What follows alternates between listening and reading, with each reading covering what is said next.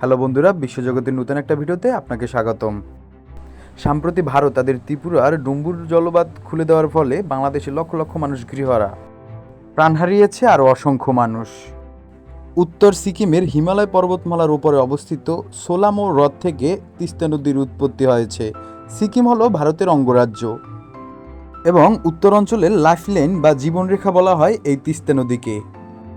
এবং তিস্তা নদীতে যে বাঁধ দেওয়া হয়েছে তার নাম হচ্ছে জলডোবা বাঁধ।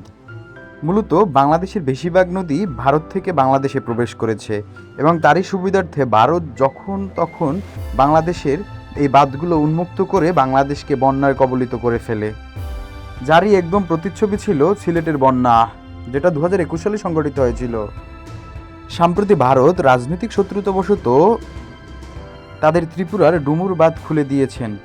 এর ফলে বাংলাদেশের জেলা কুমিল্লা, নোয়াখালী, ফেনী সহ অনেক জেলা বন্যা কবলিত হয়ে পড়েছে এবং লক্ষ লক্ষ মানুষ তাদের আশ্রয়স্থল ত্যাগ করে নিজ স্থান ত্যাগ করে অন্য স্থানে চলে গিয়েছে।